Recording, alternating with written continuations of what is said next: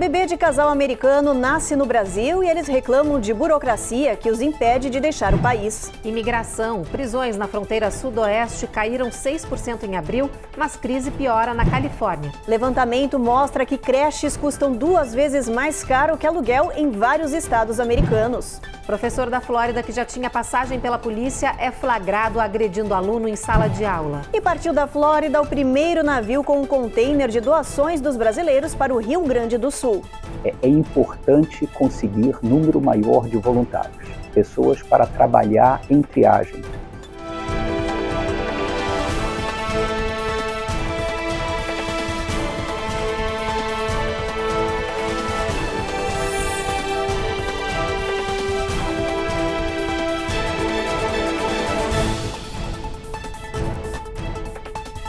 Olá, muito boa noite.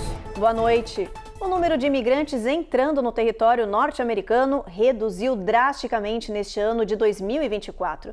E o mérito disso seria do México, que aumentou os esforços para combater a imigração ilegal. Essa medida diminuiu a pressão na fronteira sul e desacelerou em quase 3 vezes a quantidade de indocumentados que entram aqui nos Estados Unidos. O problema é que agora os pré-candidatos presidenciais estão disputando o crédito por esse resultado, como nos mostra a repórter Eloá Orazem. Na contagem regressiva para as eleições presidenciais americanas, os principais nomes que concorrem à vaga na Casa Branca brigam para ter os méritos da queda do número de imigrantes que cruzam a fronteira com o México. Joe Biden afirma que a redução de indivíduos tentando entrar ilegalmente nos Estados Unidos é fruto de sua boa relação com o governo de Andrés López Obrador. As autoridades mexicanas estão, de fato, mais rígidas na fronteira, impedindo muitos imigrantes de tentar fazer a travessia. Já Donald Trump afirma que seu governo era mais eficiente e autônomo, porque apreendeu e deportou um número maior de indivíduos indocumentados. A briga entre Biden e Trump pelo mérito de deportações e controle de fronteiras é a fratura exposta de uma sociedade polarizada. Para especialistas, isso não é a causa, mas o sintoma de uma sociedade em crise. Eu penso que esse país está vivendo não só uma crise econômica, como uma crise política, mas está vivendo uma crise moral profunda. E essa crise moral ela pode ser vista nas fronteiras com o México, elas podem ser vistas internamente nos bairros onde a imigração persegue os imigrantes, e agora nesse absurdo que é a negação de direitos mínimos, direitos humanos, direitos civis a essas populações. E novos dados liberados pelo Departamento de Segurança Interna mostram que as apreensões na fronteira sudoeste dos Estados Unidos caíram 6% no último mês. Mas, ao mesmo tempo em que os números gerais apresentaram queda em uma região em específico, a crise tem se agravado. É San Diego, na Califórnia. Por lá, as prisões de imigrantes, logo após a cruzada ilegal, aumentaram quase 49% em abril, segundo os dados da Agência de Alfândega e Proteção de Fronteiras. As autoridades da agência disseram em uma declaração oficial que continuam a aumentar os recursos e o pessoal para os setores impactados ao longo da fronteira para garantir o processamento seguro, rápido e ordenado de indivíduos para maximizar remoções aceleradas. Desde o fim do programa Título 42, em maio do ano passado, o Departamento de Segurança Interna removeu do país mais de 720 mil pessoas. A maioria das pessoas expulsas teve como motivo de deportação o fato de estar ilegal aqui no país. E mudando de assunto, um casal americano de Minnesota está vivendo um dilema. Eles foram passear por 2 semanas no Brasil, mas a mulher grávida acabou tendo o parto antes da hora. E o bebê nasceu prematuro em Florianópolis, em Santa Catarina. Apesar do susto, a criança passa bem e já recebeu alta, está com os pais. O problema é que o casal está enfrentando uma série de barreiras burocráticas para sair lá do Brasil com o recém-nascido e não tem data para voltar para casa aqui nos Estados Unidos. So basically we are caught in bureaucratic limbo. Basicamente, estamos presos num limbo de documentos, dúvidas e impasses, diz Chris. Há 6 meses, Chris e Cherry Phillip estão lutando para deixar o Brasil e voltar para os Estados Unidos depois do susto que tiveram. Grace Phillips nasceu prematuro no dia 12 de março, pesando apenas 2 libras em Florianópolis. Ele ficou internado 51 dias na UTI brasileira, conseguiu se recuperar e deixou o hospital junto com os pais. Foi quando a maratona do casal começou. Toda vez que eles achavam que finalmente tinham conseguido tudo o que o Brasil pedia, surgiam novas cobranças de documentos, autorizações e mais burocracia. Agora eles estão esperando que um juiz brasileiro aprove a certidão de nascimento do bebê, mas já foram avisados que depois disso vão precisar ir até a embaixada americana de carro, que fica a milhas de distância, com um recém-nascido numa cadeirinha de carro. Tudo isso para conseguir um passaporte americano para que o pequeno Grayson possa voltar para o seu país. But what we need is for this story to be seen.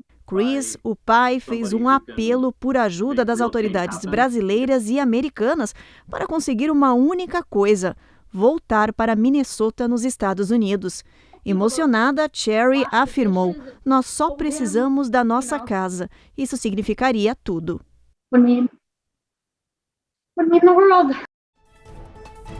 Depois do intervalo, custos com creche nos Estados Unidos superam valores de aluguel em muitos estados. E atenção, taxa de juros para os empréstimos federais aos estudantes atingirá a maior alta em 12 anos.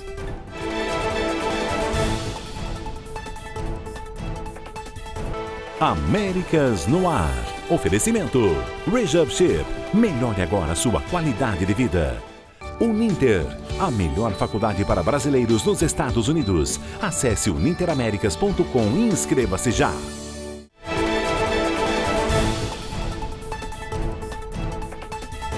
Voltamos e é hora de falar de gastos.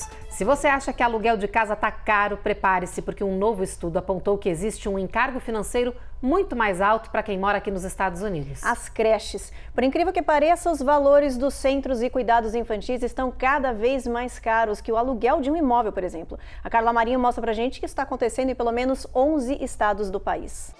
Colocar em uma creche ou dar uma pausa na carreira para cuidar das crianças. Para muitos pais, essa dúvida já deixou de ser uma questão pessoal. Agora é matemática pura. É que pagar a creche está ficando mais caro.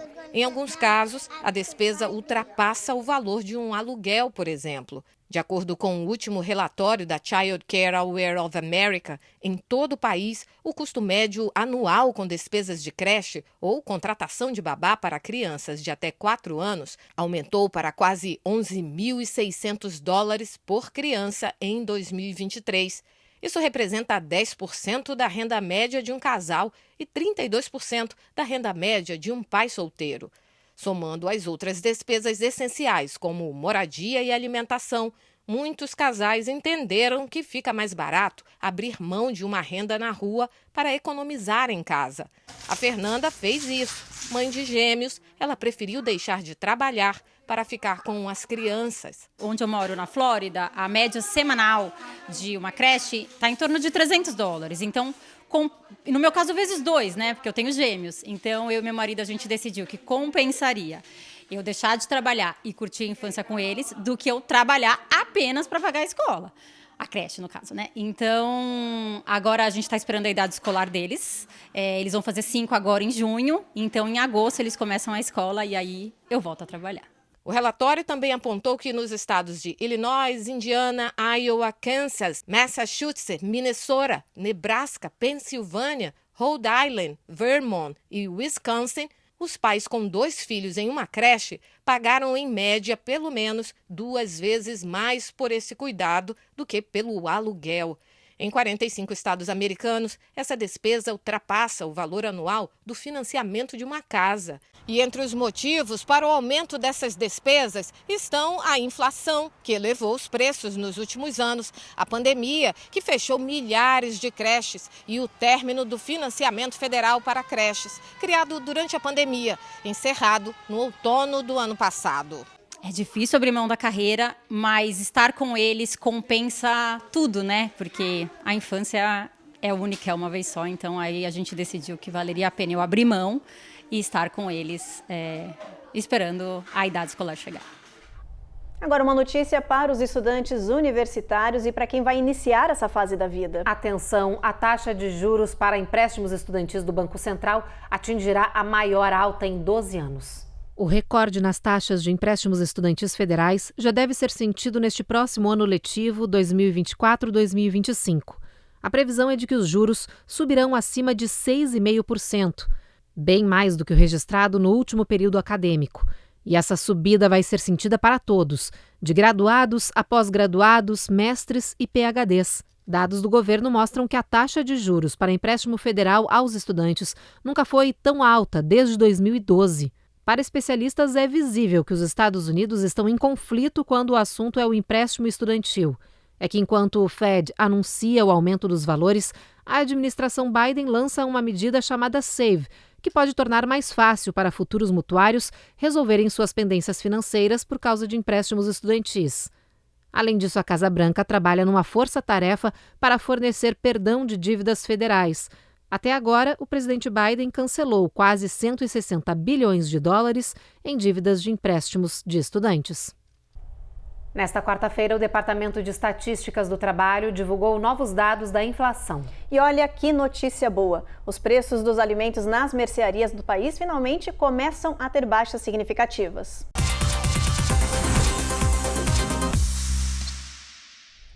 Os dados do governo mostram que os preços dos produtos nos mercados caíram 0,2% de março a abril. A queda ocorre após anos de aumentos consecutivos nos valores dos alimentos nas prateleiras, seguido por meses de preços permanecendo estáveis. Mas apesar desse alívio que começa a ser sentido no bolso da população, o valor dos alimentos ainda está bem mais alto do que eram há um ano.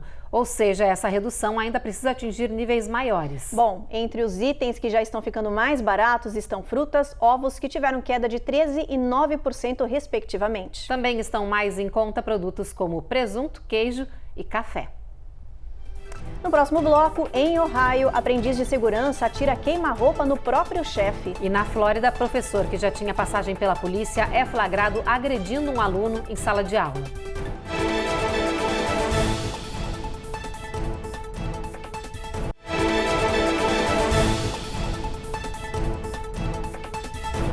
Mais um barco bateu em uma ponte aqui nos Estados Unidos. É o terceiro caso em apenas um mês e meio. Desta vez, a colisão foi contra a ponte da Ilha Pelicano, na Baía do Texas, que fica a 97 quilômetros a sudeste de Houston. Estas são as imagens da barcaça, que não derrubou a passagem, mas provocou danos significativos. O tráfego de carro no local foi paralisado para avaliação da estrutura. Para piorar, o barco acabou derramando 30 mil galões de óleo na água, provocando o fechamento de 6 milhas do canal para a passagem de embarcações. Já foi dado início ao processo de contenção e limpeza do local, assim como a avaliação do impacto ambiental. As autoridades anunciaram que não há risco de desabamento no local. Esse acidente levantou novas dúvidas, claro, sobre a segurança das pontes nos Estados Unidos. No dia 26 de março, um navio de carga colidiu com uma ponte em Baltimore, resultando na dramática queda da passagem e na morte de 6 pessoas. 5 dias depois, uma balsa atingiu uma ponte em Oklahoma. Não houve feridos, mas o local ficou interditado para inspeção e foi reaberto dias depois. Em Ohio, as câmeras de segurança de um armazém da Amazon registraram um momento em que um estagiário de segurança tenta matar a tiros o próprio supervisor. As cenas são impressionantes. O rapaz atira queima-roupa e erra a mira. A polícia foi acionada e o agressor acabou morto.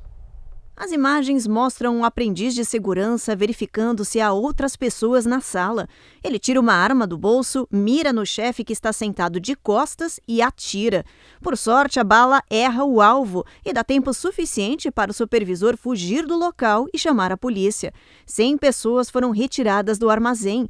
Os oficiais trocaram tiros com o rapaz, que acabou baleado e morto no local. Ele foi identificado como Ali Hamza Yusuf, de 22 anos, que não tinha antecedentes criminais. O supervisor sobrevivente disse que não sabe como escapou do ataque e que nasceu de novo. A polícia abriu uma investigação. Em Ocala, na Flórida, um professor de uma escola de ensino fundamental foi preso após ser flagrado fazendo algo inacreditável. Ele foi gravado pelas câmeras de segurança da escola, montando em cima de um aluno e o agredindo com violência. O caso tem gerado revolta entre pais e estudantes.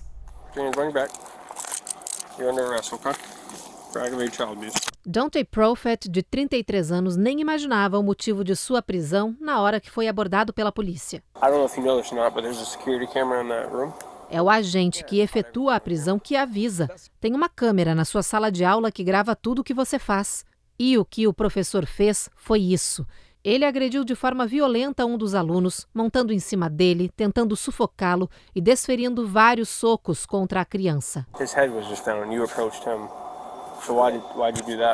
Ao ser preso, ele ainda tenta dizer ao policial que não estava agredindo ninguém, que só estava tentando chamar a atenção da criança. By knowing that we send our children to school to people that are supposed to teach them and protect them. Para essa investigadora, a história é revoltante e toda criança deveria ir para a escola para aprender e se sentir protegida.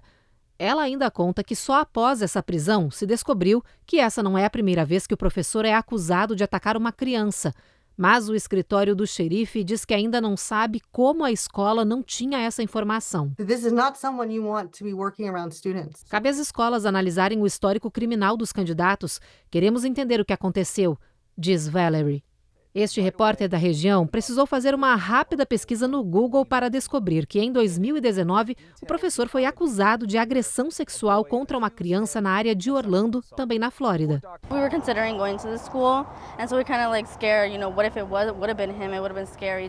O caso aumentou a preocupação dos pais sobre a segurança dos filhos nas escolas da região. Eu acho isso absurdo, né? Porque a escola é para a educação dos nossos filhos, não para acontecer esse tipo de coisa. Se fosse minha filha, eu ia procurar a justiça, não ia deixar ficar impune. Não aceitaria de forma nenhuma nenhum tipo de agressão contra minha filha, de jeito nenhum.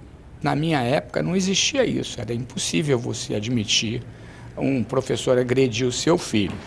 Hoje em dia está meio complicado a coisa, né? Eu já tive muito problema assim, de lugar que é totalmente inseguro, tive abuso com os meus filhos também, depois de escola, por não ter lugar para deixar. Israel anunciou o envio de tropas adicionais por terra para o sul e norte da faixa de Gaza. O objetivo é aumentar o cerco contra o Hamas. Há registros de que os terroristas estariam fugindo de Rafah e se reagrupando no norte do enclave. Hoje, novos bombardeios foram registrados nessas áreas. Direto de Tel Aviv, o enviado especial da Record, Felipe Brandão, tem mais informações. Os ataques israelenses se intensificaram no norte da faixa de Gaza, onde o Hamas está concentrado. Os militares estão ocupando áreas em Jabalia, numa tentativa de evitar o reagrupamento do grupo terrorista na região. Durante o conflito, 5 soldados israelenses foram mortos e outros 7 ficaram feridos. Eles teriam sido atingidos por disparos de um tanque israelense. O caso é investigado. Na cidade de Rafah, também em Gaza, centenas de estruturas dos terroristas do Hamas foram atingidas. Hoje, o ministro de Defesa de Israel, Yoav Gallant, visitou a cidade onde acontecem as operações militares e disse que mais tropas serão enviadas à região. Também nessa quinta-feira, os Estados Unidos anunciaram que terminaram a construção do porto temporário no litoral da faixa de Gaza. O objetivo é receber por lá mais ajuda humanitária, o que deve acontecer em breve. A expectativa é que nos próximos dias, caminhões das Nações Unidas cheguem à região litorânea para carregar e distribuir o auxílio aos civis.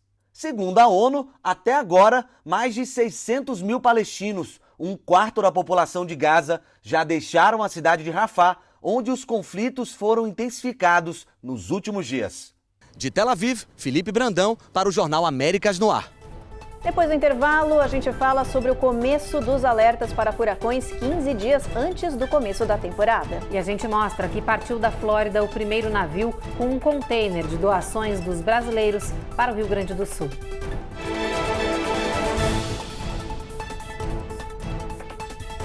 Américas no Ar. Oferecimento. Rejab Ship. Melhore agora sua qualidade de vida. Uninter, a melhor faculdade para brasileiros nos Estados Unidos. Acesse uninteraméricas.com e inscreva-se já.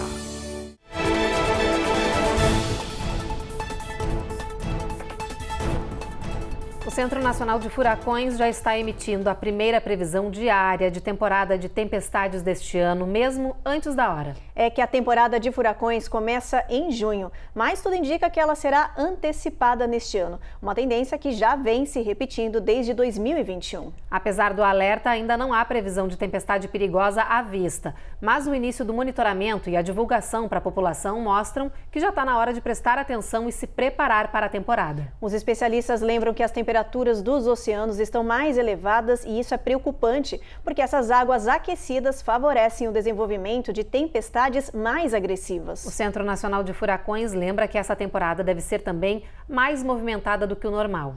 Estão previstas 17 tempestades nomeadas, ou seja, potencialmente fortes, e ao menos 10 furacões.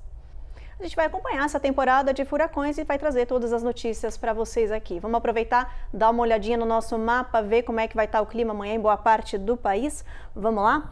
Olha só, Boston a gente tem tempo encoberto, mínima de 51, chuva em Washington. Nova York a gente tem sol entre nuvens com mínima de 57. Norfolk máxima de 74, sol entre nuvens também. Tempo encoberto com chuva em Atlanta. Já na Flórida a gente tem sol em Jacksonville, Tampa a gente tem tempestade. New Orleans, chuva e Houston também com trovoadas com mínima de 69 graus, Evelyn. Chove também em Brownsville com previsão de tempestade, mas em San Antônio o tempo começa a ficar mais estável com 91 de máxima e em El Paso o sol já começa a aparecer. Temperatura igual, viu, nessa região. E Phoenix, no Arizona, a gente vai passar de 100, olha o verão se aproximando, bastante quente. Las Vegas, a mesma coisa, sol brilhando todo dia, máxima batendo 99 no termômetro. E em São Francisco, aquele tempinho mais ameno para essa época do ano, mínima de 53, máxima de 64 e sol entre nuvens é o que está previsto para lá. E olha, a onda de solidariedade dos brasileiros que moram aqui nos Estados Unidos rumo ao Rio Grande do Sul continua. Partiu da Flórida um navio levando o primeiro container de ajuda humanitária. São 14 toneladas de roupas, mantimentos, água e muito mais. As doações vão demorar 28 dias para chegar ao Brasil. A repórter Cone Rocha mostra tudo pra gente. A ajuda vai pelo ar, por terra, pela água. O primeiro container com 14 toneladas de donativos foi despachado ontem do porto de Everglades, na Flórida, em direção ao Rio Grande do Sul. Nas caixas e sacos estão roupas, colchões, fraldas, enlatados, água e muito mais. A viagem pelo mar, no container da Maersk, vai levar 28 dias para chegar ao porto Imbituba, em Santa Catarina. A iniciativa dessa ação solidária foi da ABPL, Associação Brasileira de Profissionais de Logística nos Estados Unidos, e contou com o apoio da diplomacia brasileira. O cônsul-geral do Brasil em Miami, André Odenbright, visitou o galpão que está sendo usado para estocar as doações. Nós visitamos a Draco Logistics, que é uma empresa associada à BPL, uma organização que reúne profissionais brasileiros de logística nos Estados Unidos. Eles fazem o envio final desses produtos para o Brasil. E ficou clara a importância de triagem, porque o envio é uma exportação que segue regras, inclusive regras de segurança. É preciso conhecer o conteúdo dessas doações. Então, vocês ajudarão muito caracterizando claramente e detalhadamente o conteúdo das doações que são feitas. E conversando com as organizações que estão recolhendo doações, e são muitas aqui em Miami, é importante conseguir número maior de voluntários, pessoas para trabalhar em triagem. Essa necessidade, nesse momento, é até mais aguda do que o recebimento de doações adicionais. Então, se você puder trabalhar como voluntário em triagem, por favor, entre em contato com essas organizações. É uma corrida contra o tempo para ajudar os gaúchos. Os últimos dados apontam que as enchentes e as chuvas já afetam 92% do estado. Isso equivale a 458 municípios e mais de 2 milhões de pessoas. Os últimos alertas apontam que as chuvas continuam na região, com um agravamento de uma intensa onda fria chegando, que pode derrubar a temperatura a 0 grau. Isso deve dificultar os trabalhos dos resgates e a situação dos sobreviventes brasileiros.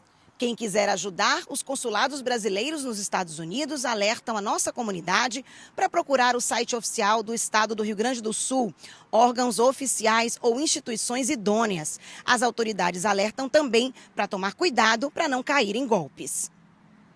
Viralizaram duas histórias emocionantes de dois quase centenários que realizaram sonhos de juventude. Pois é, eles se graduaram com direito à beca, diploma e com toda a pompa e honra que mereciam. Provaram que a idade não é um empecilho para realizar sonhos.